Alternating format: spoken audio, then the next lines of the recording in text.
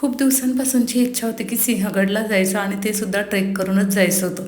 So एक दिवस बघितला आणि निघालो आम्ही. सकाळी नाश्ता करून घेतला आणि ट्रेकिंगला सुरुवात केली. 1.5 ते पावणे 2 तासाचा हा ट्रेक करून आम्ही पोहोचलो सिंहगडला. तर गेल्यावरच दिसले तिथे शाळेची सहल आलेली होती आणि छोट्या मुलांनासुद्धा हा किल्ला दाखवायला घेऊन आले. हे बघून आम्हाला फार आनंद झाला, कारण आता मुलांना हा इतिहास दाखवणं खूप गरजेचं आहे आणि दाखवलाच पाहिजे आपल्या महाराजांचा इतिहास, कारण खूप मोठा सांगण्यासारखा त्यांचा इतिहास आहे. तर आम्हालाही शिवांशला हा इतिहास, त्यांचे किल्ले वगैरे जे काही आहे ते सर्व दाखवायचं आहे हळूहळू. आणि तो सुद्धा खूप कुतूहलाने ऐकतो आणि त्याला फार असा इंटरेस्ट आहे या गोष्टींमध्ये. आणि ते बघून आम्हाला फार आनंद झाला, कारण आम्ही त्याला जे काही माहिती सांगत होतो इथं ते तो खूप मन लावून ऐकत होता आणि आम्हाला क्वेश्चनसुद्धा विचारत होता त्यावर. तर ते बघून फार छान वाटलं की ह्याला सुद्धा इंटरेस्ट आहे ऐकण्यात आणि बघण्यात. तर आम्ही पूर्ण किल्ल्याला व्हिजिट दिली आणि पूर्ण किल्लाचा मी एकन एक कोपरा आम्ही बघितला.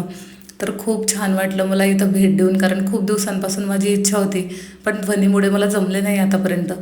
तर महाराजांचं श्रीमानयोगी हे पुस्तकसुद्धा मी खूप आधी वाचलेलं आहे आणि त्यातूनसुद्धा बऱ्याच माहिती आपल्याला मिळते.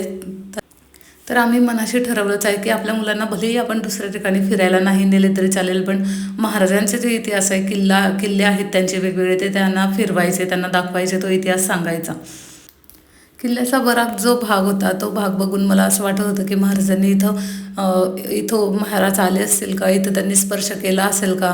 तर त्या ठिकाणी बऱ्याच ठिकाणी स्पर्श करून मी सुद्धा म्हणजे एक मनावर एक प्रकारचा अंगावर एक काटा येत होता की खरंच ते इथं आले असतील का, त्यांचा स्पर्श झाला असेल का. तर खूप भारी वाटलं हे. आणि तिथं जाऊन पिठलं भाकरी नाही खाल्ली तर काय, सिंहगडची फेमस आहे ते. तर कसा वाटला ब्लॉग नक्की सांगा. Thanks for watching.